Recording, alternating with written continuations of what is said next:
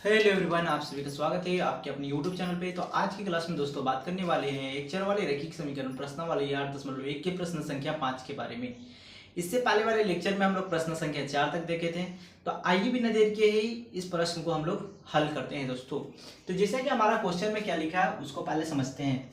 3 क्रमबद्ध पूर्णांकों का योग 51 है, तो पूर्णांक ज्ञात कीजिए। सबसे पहले हम लोग समझेंगे दोस्तों कि क्रमबद्ध का मतलब होता क्या है।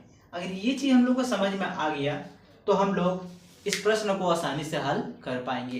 तो दोस्तों, जब एक संख्या के बाद दूसरी संख्या लिखी जाती है तो उसको हम लोग क्रमबद्ध कहते हैं। जैसे दोस्तों, अगर बात करें 2 के बाद 3, 3 के बाद हमारा 4, इस तरह से कोई भी एक संख्या लीजिए दोस्तों।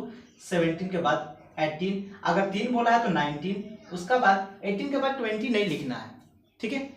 अगर इस तरह के फॉर्म में हो जिसको हम लोग क्रमबद्ध कहते हैं। आइए दोस्तों, अब क्वेश्चन को कैसे बनाते हैं उसको हम लोग समझते हैं।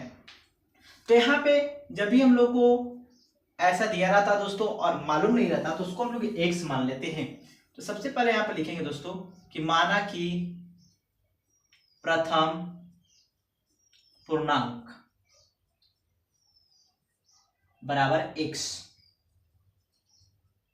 दूसरा पूर्णांक दोस्तों x प्लस 1 होगा, और तीसरा जो पूर्णांक होगा दोस्तों आप समझ ही गए होंगे कि x प्लस 2 होगा। तो इस तरह से हम लोग यहाँ पे इस चीज को लिख लिए। अब क्या बोल रहा है प्रश्नानुसार? प्रश्नानुसार बोल रहा है दोस्तों, प्रश्नानुसार कि इसका और इसका योग जो है 51 है, यानी कि x plus 1 plus x plus 2 बराबर 51 मिलता है। यहाँ पर देखिए दोस्तों, यहाँ भी x और यहाँ भी x, तो हमारा हो जाएगा 3x, और 1 और 2 हमारा जोड़ेंगे तो हमारा 3 बराबर में 51 जैसा के तैसा।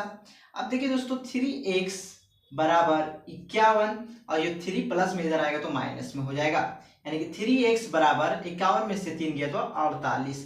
अगर x का वैल्यू निकाले दोस्तों तो ये जो गुना में है इधर आएगा तो भागा में हो जाएगा।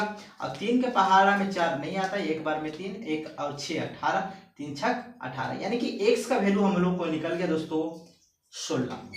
तो इस तरह से x का वैल्यू हम लोग यहाँ पे ज्ञात कर चुके हैं। जब पता चल गया x का वैल्यू तो हम लोग लिख सकते हैं दोस्तों। इसलिए प्रथम पूर्णांक बराबर x से, तो x का वैल्यू हमारा 16 हो जाएगा। दूसरा पूर्णांक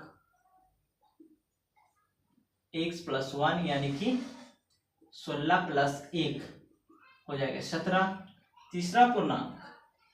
तीसरा पूर्णांक जो होगा हमारा x प्लस 2 है, यानी कि 16 प्लस 2 18। दोस्तों यहाँ पे देखिए कि ये हमारे लगातार नंबर है, ये हमारे क्रमबद्ध, यानी कि 16 का बाद हमारा 17 आता है और 17 का बाद 18 आता है, यानी कि इस प्रकार से इसको हम लोग ज्ञात किए दोस्तों, और ये हमारा जो है सही आंसर आया है। तो अगर वीडियो पसंद आया हो तो वीडियो को लाइक कीजिएगा दोस्तों, और चैनल पे नए हो तो सब्सक्राइब कर बेल आइकन को प्रेस कर दीजिएगा। तो आज के लिए इतना ही दोस्तों, फिर मिलेंगे नेक्स्ट लेक्चर में।